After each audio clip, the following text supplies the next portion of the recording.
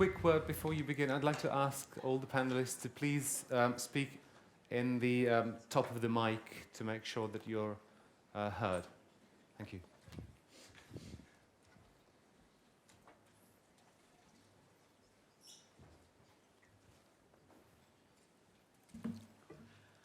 We are living in the most exciting of all times.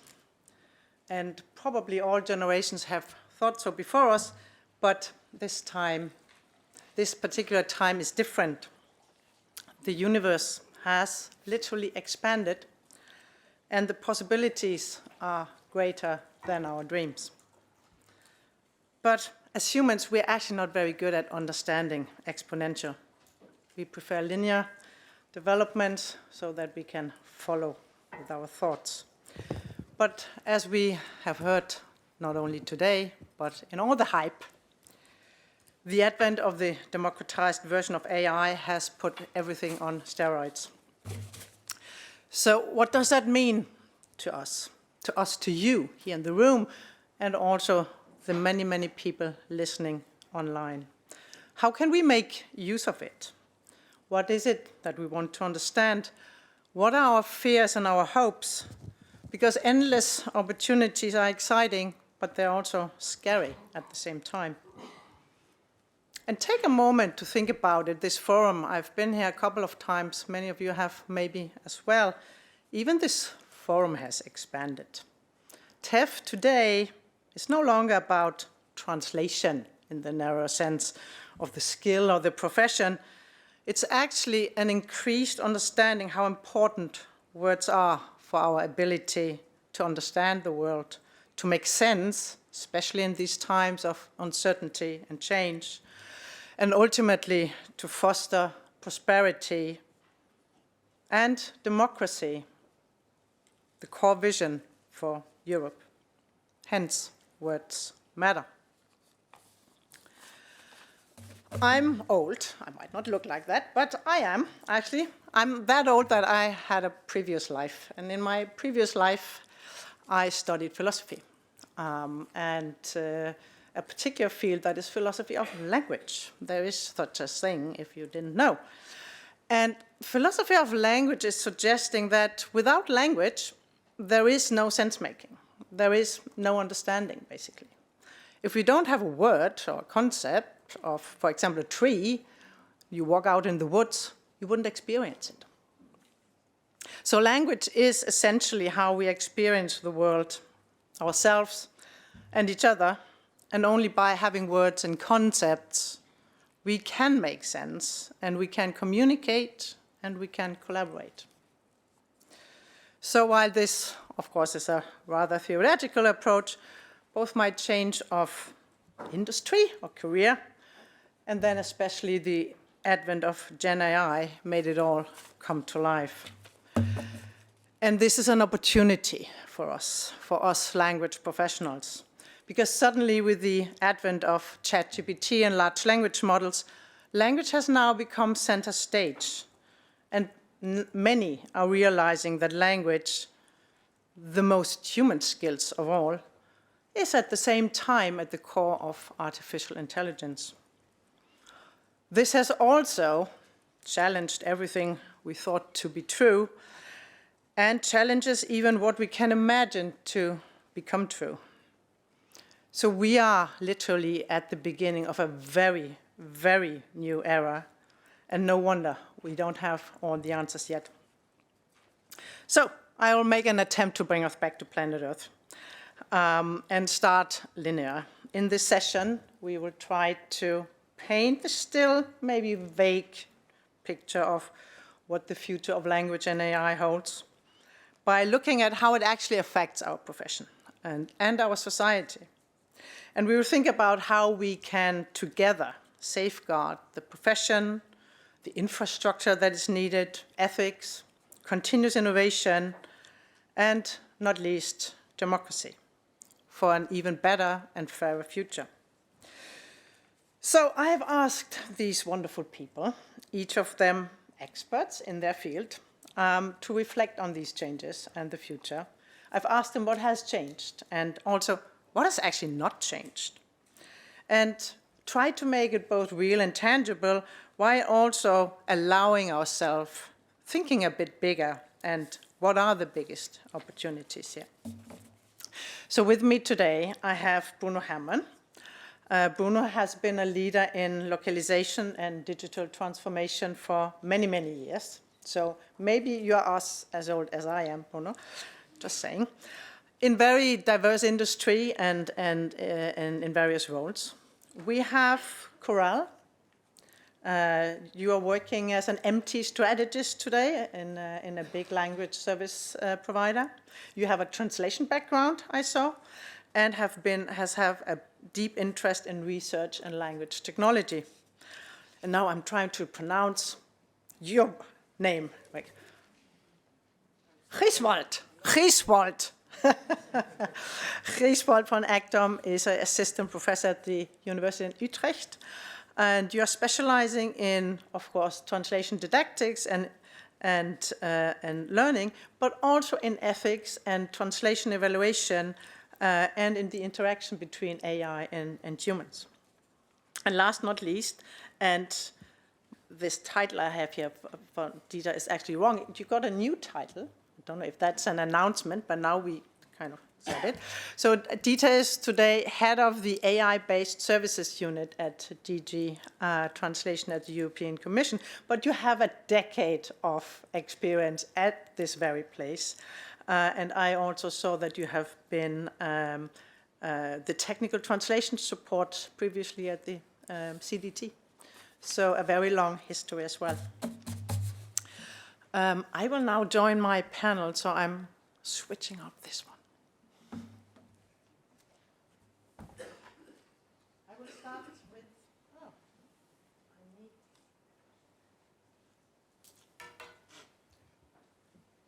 I will start with Bruno. And maybe someone can hand Bruno that microphone. Yes. So as I said, Bruno, you have been around. We have known each other for a long time.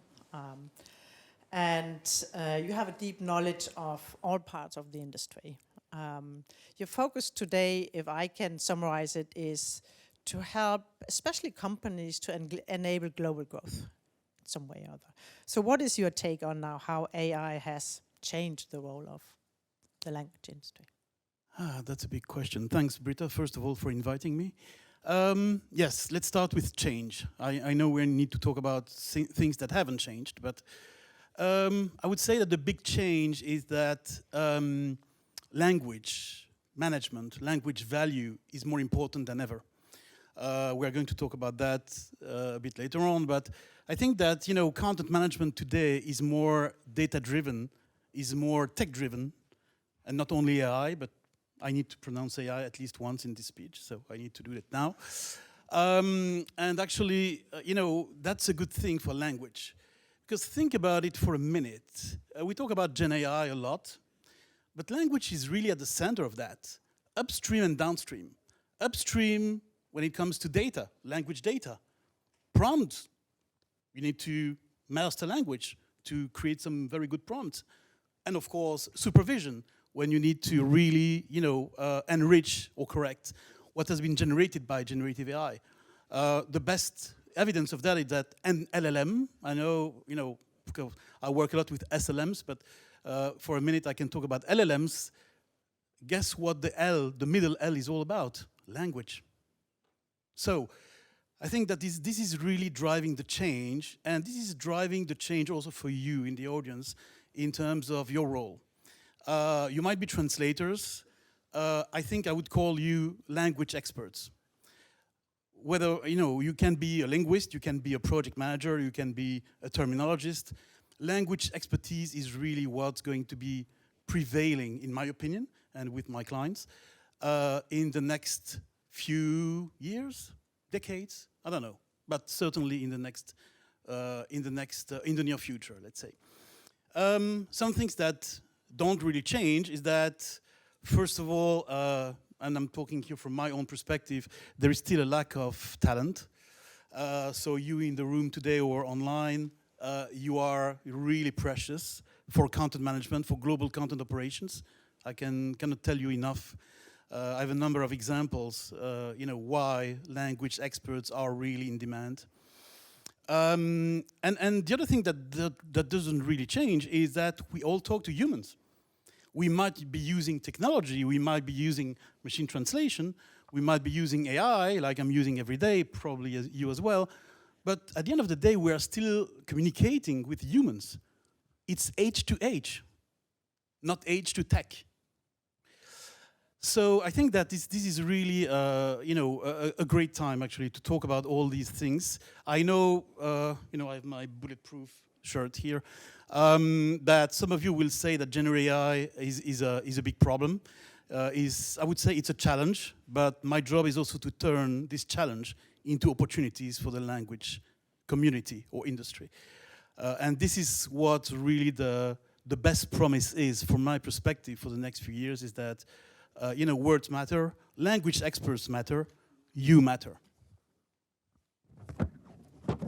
Thank you very much, Bruno, for your thoughts here. Coral, you are definitely not old, but actually have already had a pretty impressive career and are now a strategist. So you are advising in clients in matters of MT and AI.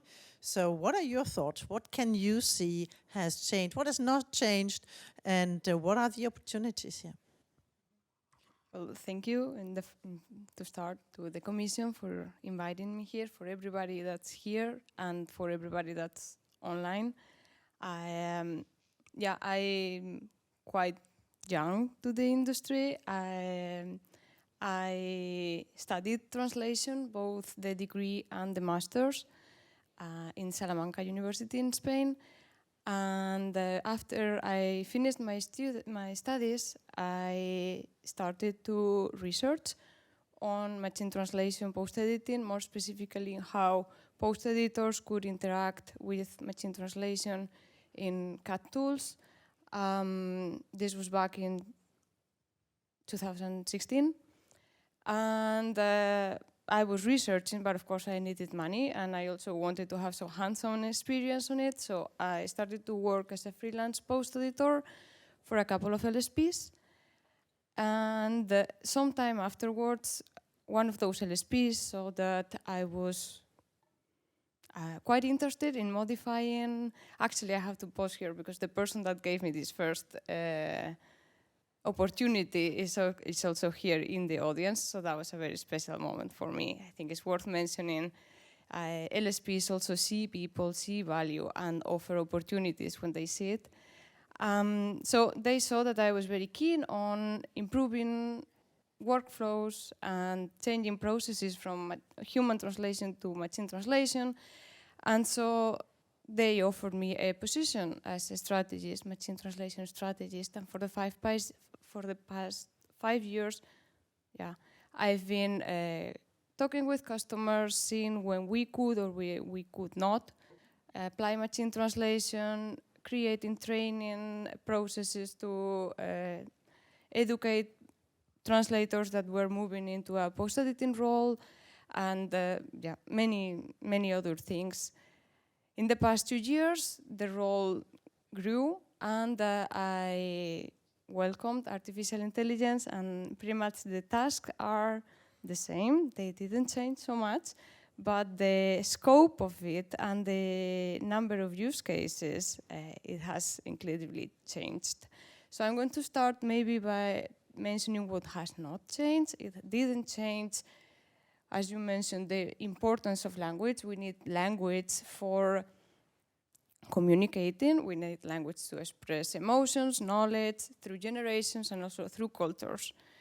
If we want to express those thoughts or that knowledge in between different countries or cultures, we need translation. That's also something that has not changed. And simplifying things a lot so that nobody gets overwhelmed. In order for that to happen, let's say there's something that still has not changed, is that there's a customer that has a multilingual problem. Let's say they want to translate their web page into many different languages. And that customer trusts a language service provider, they analyze the problem, they see what solutions they can offer to that one customer, they build the solution, and then the LSP trusts and needs the translators and all the other language professionals, terminologists, language analysts, project managers, all those other people that come usually from a translation background to provide that service to the customer to solve the customer problem. So that's something that still has not changed. What has changed then in these past 2 years? First, the visibility that we have now as an industry. Everything goes through language to generate language. We use language. So suddenly, every CEO, every manager, they opened budgets. Money was moved into the translation industry because we are the ones that know language. It felt like language could solve everything by magic, but we are the experts. We are the ones that post, we are the ones that thought, we are the ones that analyze, we are the ones that research, and we are the ones that now know what can and what cannot be done with this. So we are now the ones that have so much knowledge. That's also something that has changed. The speed of it, of course, we needed to do all this in just 2 years. So the speed at which we are required to learn, to research, that has changed. And most importantly, the number of use cases and the number of different places within the translation workflow where we can automate. Generative AI has opened so many different use cases where we can now work with. So by lowering we will talk about that later. I think I'm already over my starting time, so we will talk about that later. Yeah. Thank you very much, Coralia. We can definitely go further into that in our discussion. Giswald. Excellent. Thank you. I think you're the bridge here in terms of generations, because you are actually preparing this next generation for what is to come. But certainly also, I mean, you have quite some experience and deep foundation in language training and research. And I don't know if Anthony's statement now comes true that you're the pessimist because you're from academia, but let's see. Yeah. I'm planning to go there. So what are your observations? Well, first of all, I think we are now at this point in time, we are truly experiencing the golden age of translation. But at the same time, paradoxically, I think that these are not the heydays for translators. Sorry to break it to you. So that's not very uplifting. So there you go, Anthony. There are various factors that can be attributed, or the various causes that can be assigned for that. But one of those main causes is language automation and the way it affects our perceptions of language technology and of translation as an expert skill. I am of the mind that in present-day society, translation is or translation expertise is something seen as something that we can do without. So that's something I experienced firsthand as a university lecturer, because in past years, speaking of change, we've seen that there has been a decline in the popularity of language programs, for instance. So in my home country, in Holland, we are seeing that some of the language programs are disappearing from the scene. So I see this as a direct effect of this whole perception. And well, we're also, as a university, we're also in close contact with various freelance translators. And well, we've seen several survey reports that have seen the light in the past few months. And one of these reports said that about 50% of translators, of linguists, are considering to leave the language profession, the translation profession, and there's various reasons for that. First off, they seem to be experiencing a decline in demand for translation services as businesses have been told that they have to pivot their business models, and well, with AI being the great game changer, so that's a good cause for concern, I'd say. And also, the going rates for translation have been plummeting for the past few years due to language automation. So I'm not that positive about this whole evolution. Now,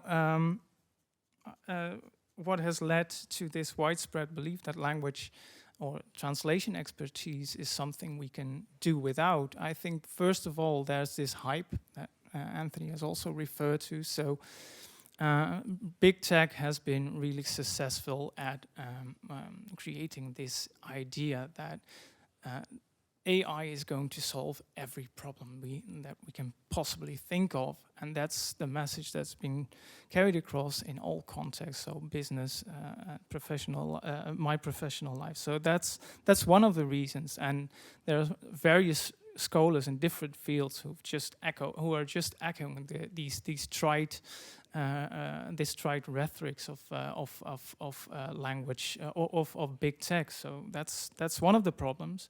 But there's also the issue of attitude toward translators, as I see it, because well, to put another spin to the theme we have here, words matter. I am inclined to agree that words matter to us. But for translators, maybe it's just deeds that matter, because we've heard it a lot. There are a lot of experts who speak highly, and people involved in tech who speak highly of translators and their expert skills, but this is not always reflected in the deeds. So in financial compensation, in the status of translation, in investment, in talent development. So I see that as a major problem. So. And why is that a problem? Why should we put this well-being of translators, this professional fulfillment of translators high on our agenda? Well, I think that it's important to us all, important to us as a society, because not only are we in dire need of expert translators who are able to deliver high-quality text where in situations where post-editing is not a viable option, but, well, it is also something we desperately need and continue to need in tech development, so in language tech developments, because these people are the ones, so the language experts are the ones who are able to tell, they are well positioned to say this works and this does not work. So that's what we really need, I think, people to make sure that the role of translators in society is being recognized. And as I'm going to put a little philosophical twist to it as well, by way of conclusion, I think that a society's respect for translators often reflects society's respect for humanity as a whole, as translation is always an act of understanding that is supposed to honor truth, nuance, and exchange, the authentic exchange of ideas. So I hope that the well-being of translations is put in the high on the agenda in times to come, because that's where things are starting to go awry, in my opinion. I definitely appreciate the philosophical note here, and yeah, there are challenges, there are limitations, and there are also concerns. But let's move to you, Dieter. I mean, I have you here on the panel representing, let's say, a systemic enabler of all of this. I mean, in terms of infrastructure, but also in terms of basically the political support for multilingualism, as we also heard in the beginning, because this is important for the digital future of Europe and maybe even further. So you have also seen tons of changes. I mean, previously the European Commission was or still is, I guess, the largest buyer of translation services, I think. And now you are also driving AI development, or how do you see that? Is that role changing? Thank you. Thank you, Peter. I have to be a bit more optimistic after my colleague Absolutely, yes. brought us all down a little bit. We will mix it up a bit. Justifiedly, we'll even it out. Thank you, Britta. Yeah, as I think Merit said it in her welcoming address, since the 1st of October, DG Translation has a directorate for technology with a unit for AI-based services. I don't know about you, but if I was not part of DGT, I would find that a bit strange. Anybody? Or is this normal? I think it's normal, and I think translators are, for me, extremely well placed to actually see a bit through the mist that comes and the hype that comes with generative AI, because we've been working with AI for, I would say, at least 5 to 7 years. Let me try to take you on a little journey and explain to you how we ended up with a unit for AI services in DG Translation. And you can see how we started outside. Before the room, there is a little table with the Museum of DGT. But that museum gets smaller and smaller every year. So. Yeah, and I don't want to start there with the typewriters and the carts, but let's start in 2017 when DGT developed and put into production its neural machine translation system, e-translation, that you're probably familiar with. We could do this because we cooperate with another Director General, Connect, whose main interest was to find language applications that help communication across language barriers, bringing down language barriers in Europe for the internal market, etc. And we were lucky to have this collaboration with DG Connect and develop the e-translation system. It has basically 2 objectives. One, provide translation, automatic translation to citizens and stakeholders in Europe. But the second one also to help our translators, provide raw material for translators in DGT. And it was never said to be more productive or do more pages. The interesting thing with the introduction of e-translation internally in our service was that it was just offered as another tool in our toolkit. And I think that is a very nice approach, because there are different tools for different things. Everybody knows that. If you have a screw, then don't use a hammer. And I think that's why I think translators are very well placed, because I remember a meeting where our senior management said, how can we convince translators in DGT to use more machine translation? And the head of unit stood up and said, well, it's very easy. If it works, they'll use it. And that has been the philosophy. And we have been working on making it better and making it work better. We have created specific translation engine for legislative texts that is a bulk of our work. And we could do that because we started collecting data in the 1990s in a translation memory system, which, by the way, was considered a technology that is not suitable at all for our type of work. But of course, nobody wants to live without this type of technology anymore. The second aspect is, and that was a strategic decision about maybe 3-4 years ago of DGT to say, okay, it is part of our internal toolkit, but it's also a service that we want to promote within the Commission to our customers, to translation needs that we cannot cover because we simply don't have the resources. If you think about the Europa website where e-translation has been integrated, just to give you an idea, DGT translates per year roughly 2.5 million pages. Last year, e-translation produced, and I don't say translated, produced over 200 million pages. By the end of the 3rd quarter of this year, it produced over 500 million pages, which is a ridiculous amount of pages and nothing compared to Google Translate. Let's be clear about that.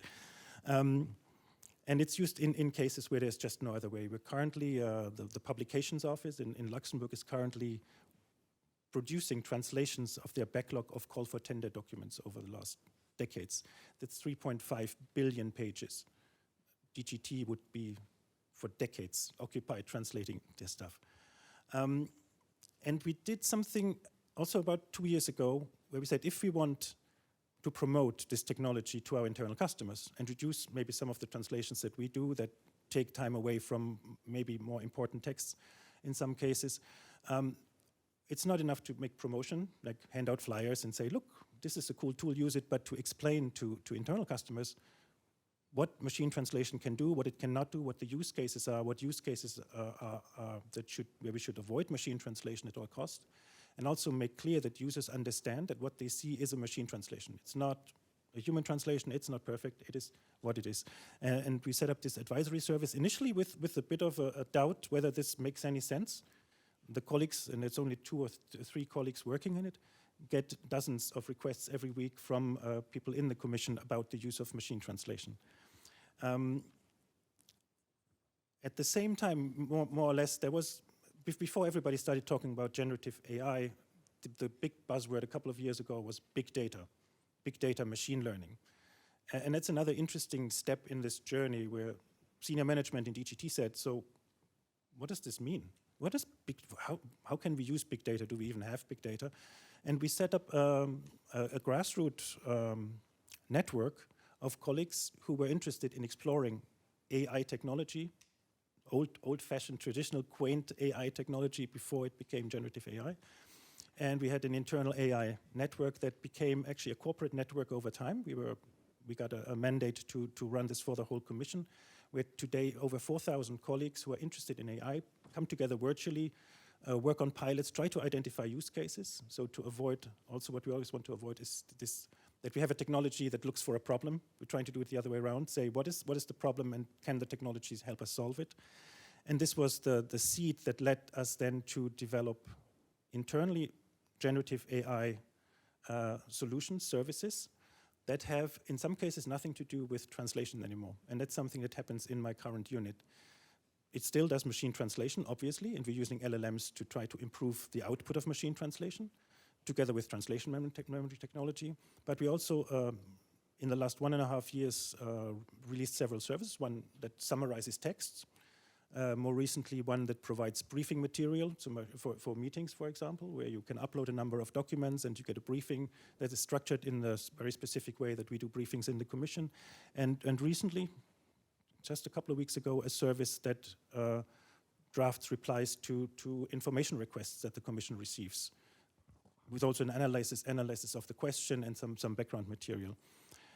And we could do this because we had the experience with machine translation and because we kind of embraced it very early and said, this is not the enemy, as Anthony said. This is not us against the machine, but it's us using the machine as well as possible and understanding what it can do and have a good understanding also to be able to communicate to other people that there's the hype, but you have to see through it and you have to understand what you can really do. And I think that's the thing that is happening. But it is a bit skating over uncertainty because the things change so quickly that there is not a week, I think, where we don't wonder if what we're doing is still relevant or will still be relevant in a couple of weeks. It's absolutely fascinating, and yeah, I think you're touching on something that a question. You mentioned that you don't really use for translation anymore. Maybe even in language content generation. Do you think we will go there as well? That there will be no translation process involved anymore, and because you have the data? Good question. I talked the other day with a colleague who's very interested in AI and what we can do, and is a former translator or still a translator. And we said, okay, we can imagine using AI, and I use it in the widest sense. Sometimes we call something AI, and it is just an algorithm. But okay, we say AI because it's a nice buzzword for now. We can imagine using AI for analyzing incoming documents. We can imagine a system that says this is a difficult document. There's a specific terminology that we can extract. This document is incomprehensible here and there. So we can have all these things.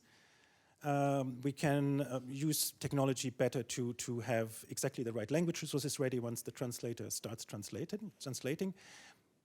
And then comes the point where it's the translator, a CAT tool typically, but I say the translator, a source text, and an empty page. And and I think there we have a hard time seeing what changes exactly in that relationship that is the actual production of the human translation based on various inputs. So I think maybe another point is to what extent the fact that the source texts we generate may or may not be more, that we translate may be more and more generated by machines with some post-editing, I guess you would call it then also. How this impacts then the whole translation process is maybe a different story, and I think there we're a bit early and can't really quite assess yet. Bruno, from let's say end clients or corporates that you are working with a lot, do you see that? I mean, there are definitely, I think, clients who think, oh, now the translation problem is solved, and we don't need translation anymore. Do you see that? Yes, I do. And to be honest, I think it's also due to the nature of generative AI. I think, we just talked about how to use it, and generative AI can be used for translation purposes, but also for generation or creation purposes. I prefer generation than creation. For summarization, for terminology extraction. So there are so many companies now, and again, I'm talking about the private sector here, that are implementing generative AI. It's a huge investment. It's millions and millions of dollars. And of course, I've seen in my clients, nearly all presentations about AI, generative AI, as part of the return on investment, less dependency on translation companies.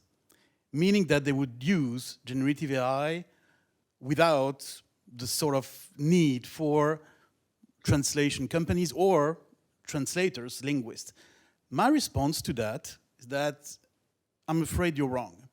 You're wrong because you trust actually the technology and specifically the data scientist for owning and managing generative AI, multilingual generative AI effectively.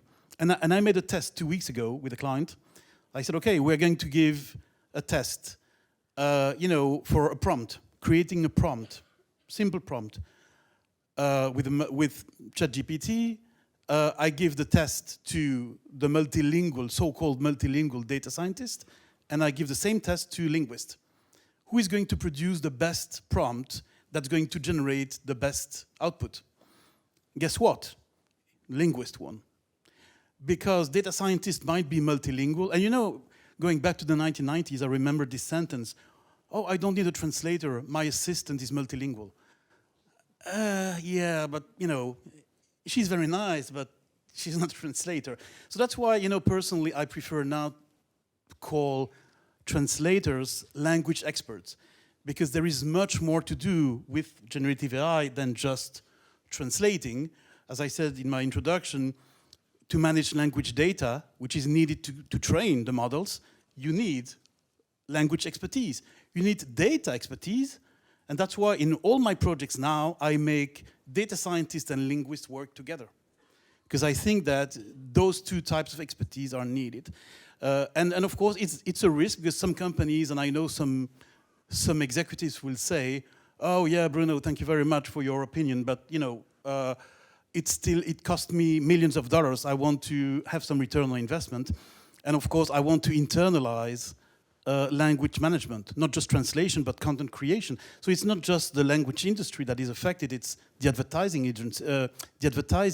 industry, etc. And of course, this is already ongoing in some industries, like the one I'm working with a lot, which is life science. You can go to the 25 top pharmaceutical companies, they all have internal localization operations now. Maybe, Gisvald, to cheer you up a little bit. It wasn't that bad.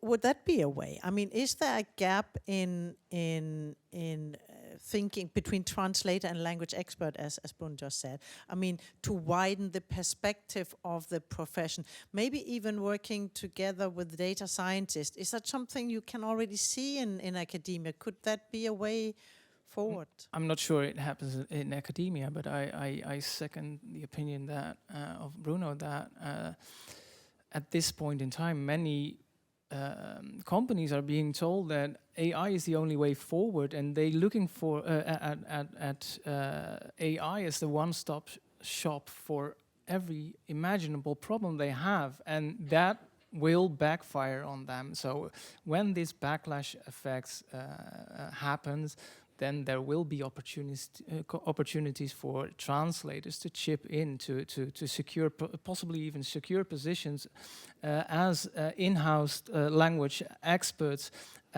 being valued and whatnot, because at this point, what we mainly see, so when we look at the drop in the or decline in demand for translation, we often see that that happens through old-fashioned ways, so via LSPs, and in many cases. They have been, well, we've seen a lot of mergers and a lot of big companies taking small margins, and it was kind of a wager on their part, and we see that has a detrimental effect now in the industry. But at the same time, this opens up a whole window of opportunities for people, engaged translators who are willing to step up their efforts, step up to the plate. And there's no blueprint to follow in this case, but I am convinced that these intermediary solutions or these solutions might offer perspective, true perspective, because my what I just said was not a plea against AI in translation, but it is a plea for the sustainability of the translation profession. So that was something I wanted to add here. I'm not sure I answered your question. You absolutely did, and I think, Coral, you are one of the best examples of, you know, a young professional. You have a translation education background, and you spoke about the many use cases that are opening up in what you're saying. Bruno, you also said that you don't see that LSPs are disappearing. On the contrary, you're working in one, Coral. What do you see? Well, I agree that that there's been a hype and that the hype will go down. I don't think I agree with the hype needing to completely collapse to that open up opportunities to translators. I think that within the hype and when there's proper research and when there are proper, when it's used properly, when the use case is valid and when it's actually solving a problem, we can still right now use AI. To give a practical example, maybe that helps. Customer may be translating content for the past 30 years.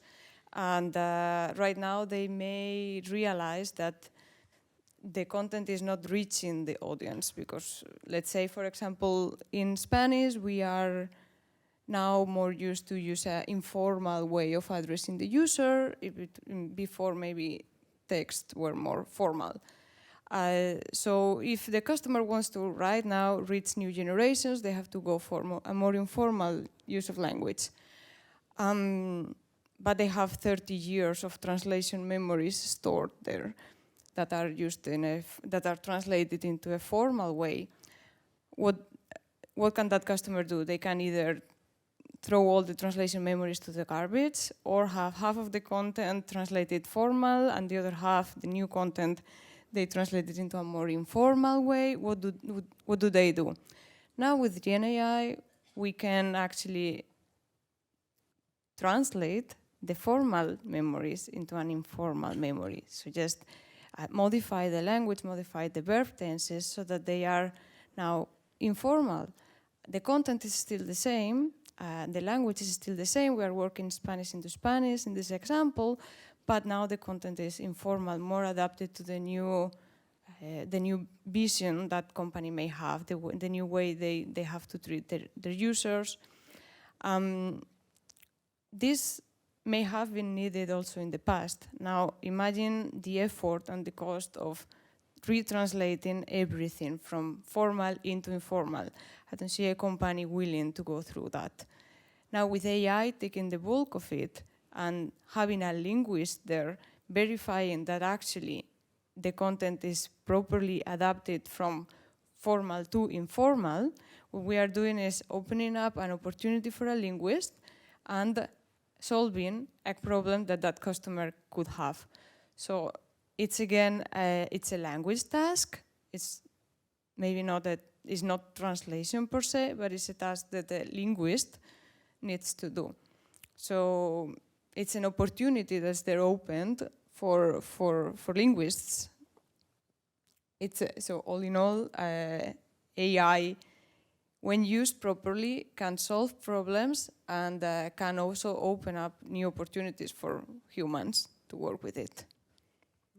Dieter, you mentioned also that you are basically working together with, let's just call them IT people and language people. Have you seen that there has been, what should we say, a cross-fertilization? Is there a better understanding today, you see? I mean, I'm trying to fishing for the point that people actually understand that language has taken center stage, as I said. Do you actually see that? I think so. Yeah, but it's not a new thing for DGT. I think we have many years ago already had translators who came to, at the time, the IT unit as project managers, as people who are business managers who try to understand try to explain to the hardcore IT people what they actually want to do with the software, what the outcome should be. So that has been there. We're currently, we have a call for expression of interest, as we call it, to translators, so colleagues in DGT, to become prompt engineers or prompt writers, because that is a new skill set that becomes more important. When we use generative AI, the prompts are not one sentence prompts, obviously, but they're sometimes 1.5 pages long. And they have to be fine-tuned over long periods of time with a lot of trial and error. And there, of course, the language skills are important. So we're trying to have this mix, because it's not the technology. I like to say technology is not a solution. It doesn't solve anything. It does stuff, but it doesn't necessarily solve a problem. Without knowledge of what the problem is and understanding what language is and how it works and what effects you can have and negative and positive ones, I think there's a risk that you just blindly follow a hype and you're like, okay, we just use brutalistically technology. I think you need this combination. I think it's a good opportunity also for linguists to move into this field in a cross-fertilizing way. Yeah, and I mean, as data and automation are, I mean, is becoming more and more prevalent. Still, back to you, or Griswald. I mean, the cultural depth and the richness that you're also talking about. How do we preserve that? Because I also believe that in not only multilingual world, but a global world, how can we truly democratize this? And giving also low resource languages, giving them a voice. How do you see that despite the automation that you don't dispute? I know. There's nuance there, yeah. Is a nuance there. I mean, you're also, I mentioned that you're also training in translation evaluation. Do you think that maybe even machines can do evaluations of translation? That's a difficult one. Maybe it's the question of keeping language diverse is probably the most is a question I can relate to in a way that might make sense, because I've been doing some research on machine translationese, as it is called, and for a couple of years now, and we see at this point that when we look at what we saw in the past was that there was always with machine translationese, which can be conceived as some sort of a dialect of any natural language, but as it is derived from these large language models or from language models, it is synthetic in a way. But what we could see in those machine translated texts was that there was a shine through effect, an interference of languages. So mostly of the source language, and what we now see with NLPs, as it is sometimes called, so with synthetic data that is produced with large language models, is that this effect, this flattening effect, is often very much exacerbated. So, and this is largely because there is, in these language models, we have a strong Anglocentric bias there. So every text that is being produced, or most texts that are being produced, tend to be structured to mimic English sentences, which I think really touches up on an issue that is very important here. How can we preserve linguistic diversity, not just through data equity, but also by using these tools responsibly, and make sure that we maintain the proper unique well, characteristics of a language, and that's truly a problem at this point with the language data we dispose that we have at our disposition. Yeah, I think this is a truly a big issue that you are addressing there, and I need to go back to you, Dieter, on that one. You said that also, and we see also in the opening remarks that the European Commission really believes that this is a driver for democracy, and in the data in the large language models, now that we have such a huge dependency on English, how can also the Commission drive this AI revolution further and maybe be the blueprint for real language diversity? Yeah, I think it was mentioned in a welcoming address that the Commission's agenda for AI is quite ambitious. President von der Leyen in her guidelines, policy guidelines, has said, of course, we have the AI Act that provides guardrails for the implementation of AI, which defines prohibited use cases and gives a risk-based assessment on what you do before you put AI into production. So that's the guardrail, but it's not only about making sure that you don't fall off the road, it's also about building the road.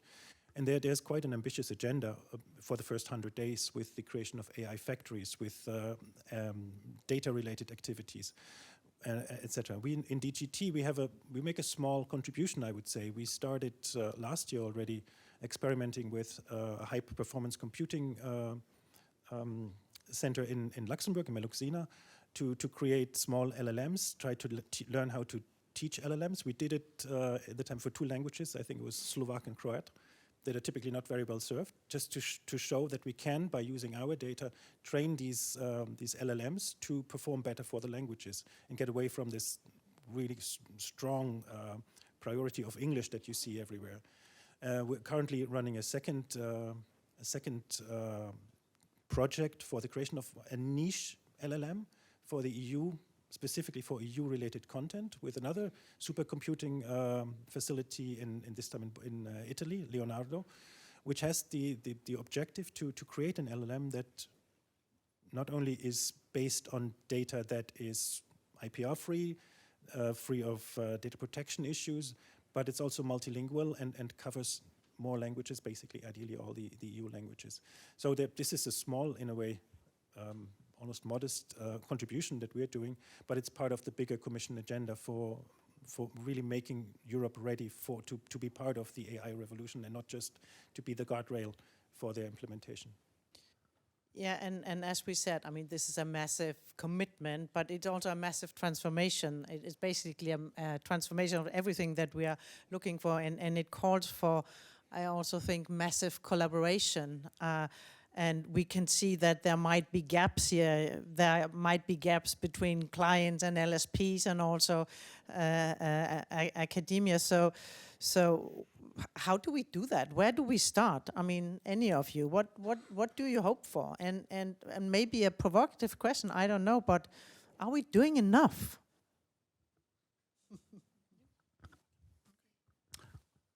Just my opinion, so don't shoot at me.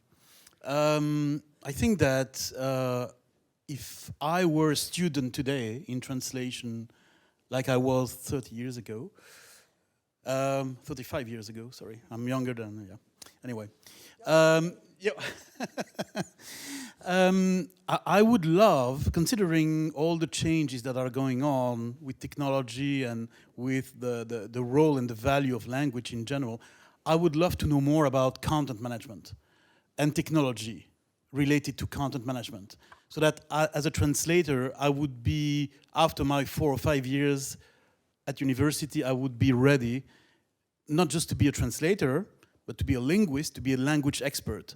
And, you know, being aware, just aware, because of course you cannot learn everything at university, but just to be aware of how to expand my role if I work in the public sector or in the private sector, doesn't matter, and say, now I can work with you, with this company or with this institution, and be able to, really embrace the mix of human language, business process and technology ecosystem. I think that's really the sort of winning trio for me. And I think, you know, if students could be more aware of this sort of, you know, environment that they are going to work in, they would be better prepared, I believe, but also they would be able to take on roles that they cannot even imagine today. And is that the role of the university? You come from here. Where do you think, who has the responsibility here? I think everybody is responsible for themselves. I see the university as a great tool, and I'm very proud of studying what I studied. But I'm here, the young one, represent in this panel. And 10 years ago, who could teach me ChatGPT? And 10 years ago, nobody. And I'm supposed to be the young one here. So of course, if I want to keep on going with technological advancements, I need to keep on learning. I know that's a challenge. It's a pain to always have to keep learning, but everybody has to keep learning. You have to keep learning as professors so that you can teach new stuff. Everybody needs to keep learning new stuff. And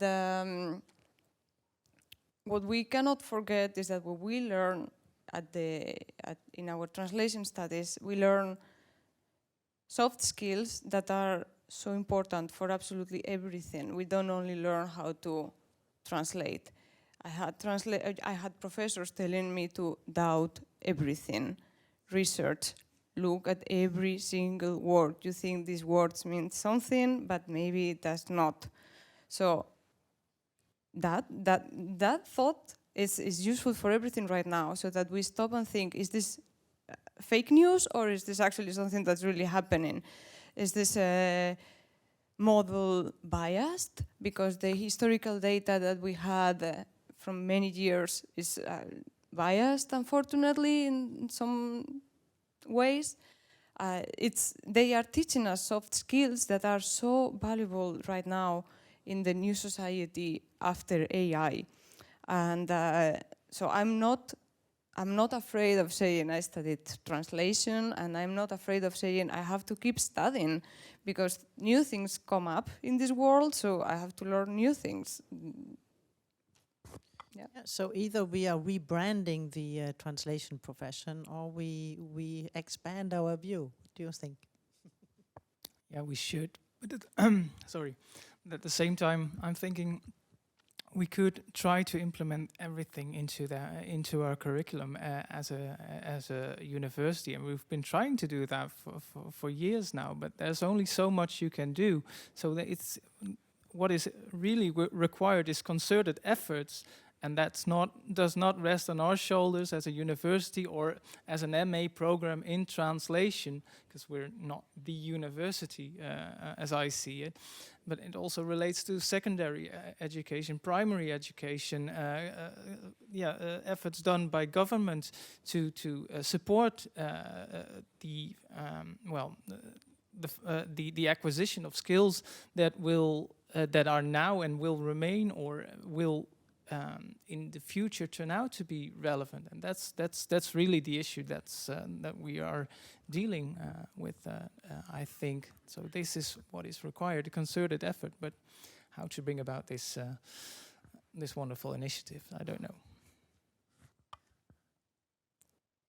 I think that we want to give the floor also to the audience. We have a lot of questions here in the Slido.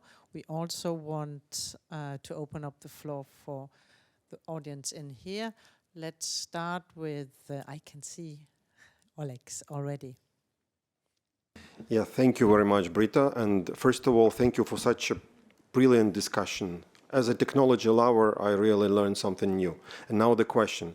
So being the part of two worlds of industry and academia, I will speak, which I randomly do, for the world of academia. I have a lot of friends of mine who are academicians all over Europe who are actually afraid of investing their research efforts into new technology. I will give you an example. So a friend of mine who was developing algorithm quite successfully for statistical machine translation is actually now out of game. And this is actually literally what he says, that it's too risky to invest research efforts into the new technology because it's evolving, it's changing so fast that you may be out of scene and out of game. So what to do? What should scholars nowadays do to be afloat, you know, to survive? Thank you. Who wants to answer? I think that no experience is lost. You have to redo a lot. You have to keep learning a lot, and I understand it's a pain when you've been dedicating so much effort and so much time to one thing. But for sure, he or she knows more than any other person that was not involved in technology from the beginning. So I would say I understand the pain, but is better placed than any other person that never researched on translation technology.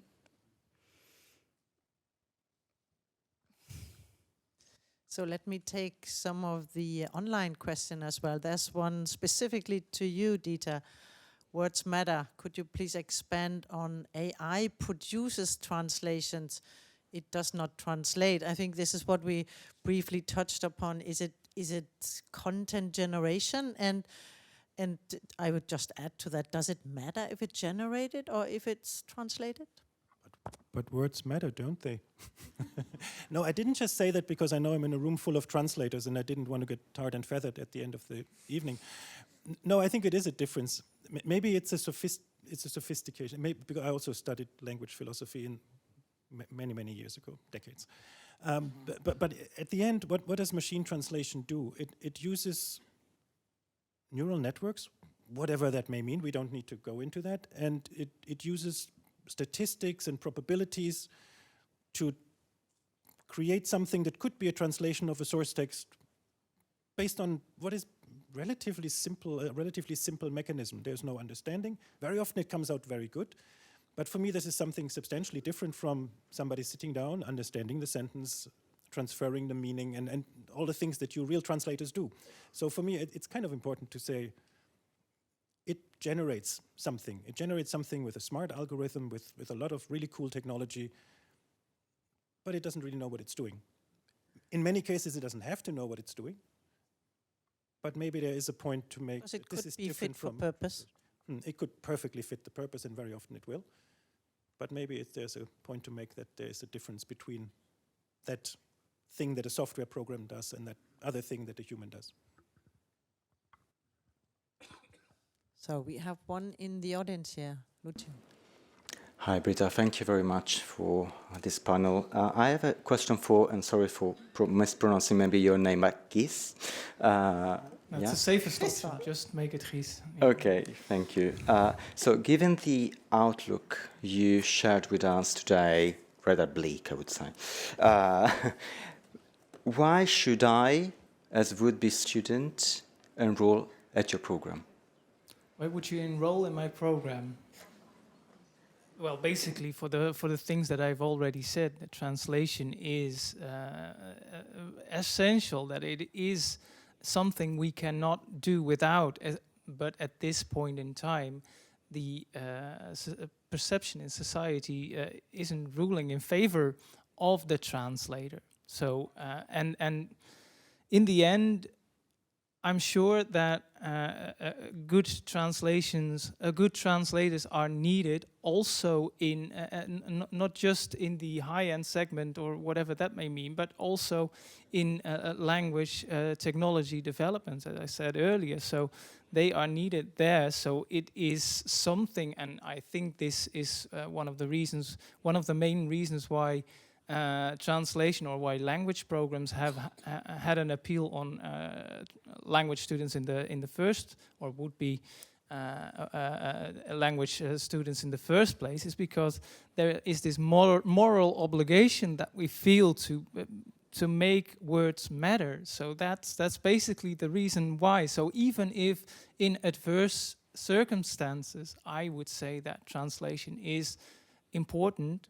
language skills and translation expertise is important, and maybe even more important than in times where translation is accepted or acknowledged for what it is. So maybe that's the answer to the question. That's why you should enroll at the University of Utrecht, of course. And of course, we would also, as you also touched upon, Rhys, maybe the elephant in the room, that the price pressure, and maybe that is connected with the, you know, maybe the low esteem of the translation profession. So there's a question here from Chris. Thank you very much. That also, Bruno, you were mentioning the vital role of talent, and we have seen in the Ellis survey that translators complain of severe price pressure.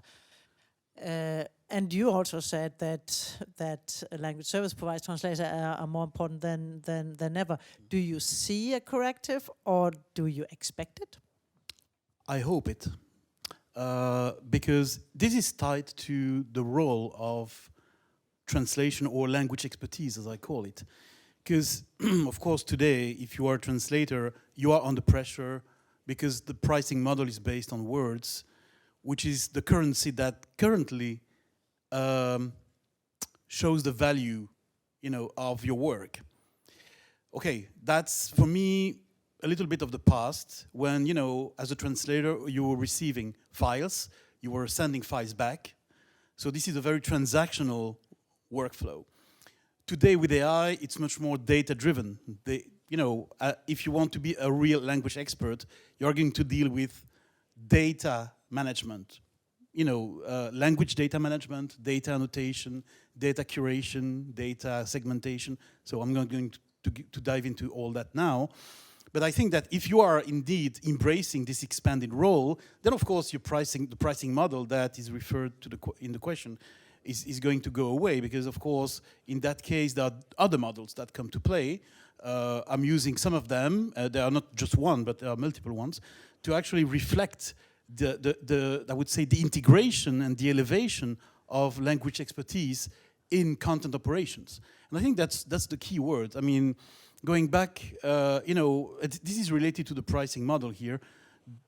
You know, if translators really want to embrace all the changes, all the challenges and all the opportunities, I think there is a way to really be more integrated and to be more elevated, and I'm going to use the word celebrated, on the client side. Because clients at some point will realize that language expertise is a must-have. It may take some time. It takes time, I can tell you. It's sometimes there is a little bit of a fight, but okay. Everybody has to make We can hope for a catch-up effect. Yeah, exactly. So, and you know, at that point in time, this price pressure, I hope, will disappear. Of course, there might be another pressure that would be more on the volume to be delivered. You know, not in words, but in number of, for instance, in number of conversations to be transcribed. That's a current currency that is used in transcription. So yeah, I hope this is going to maybe not to go fully away, but to diminish. Thank you. I'm not exactly sure how we're doing on time because we started a little earlier, but yes, there's a question up there. Yes, please. I'm assuming you saw me because I'm short and in the back. Yeah, but your hair is really glowing. Oh, up, well. So wonderful. Hard to miss. Actually, under Chris's question, there was an interesting opinion in Slido, but you can't see it on that side of the screen. Someone said it would have been interesting to have a translator, a freelancer, in this group of experts. What do you think about that? Because I'm a freelance translator, expert in my field, and also dabbled into post-editing, reviewing post-edited texts, and I do have an opinion on it. And I think this is a wonderful opportunity to voice your opinion. I mean, there will be a lot of sessions also where also translators and I also think freelancers as well. I know Adrian at least has a panel later on. So I'm sure that these opinions also will be voiced here. But thank you for your comment. To wrap up a little bit, I also asked the four of you to either make it up on the fly now that we had this conversation, or something that we have prepared already. But a final thought, a key takeaway about why you think words matter, just to kind of wrap it up. And Dieter, I will start with you. That was surprising. Keep me on my toes here. Why do words matter? No, as I said in the beginning, I'm quite optimistic. I think that translators or linguists in general are very well placed. They have this, like, what Anthony Pym said before, this, like, trust, but a bit of distrust in a rational way and in a very good way to use the technology. I also think, what I think, we heard before, and I don't even try to pronounce your name now. It's too late in the day.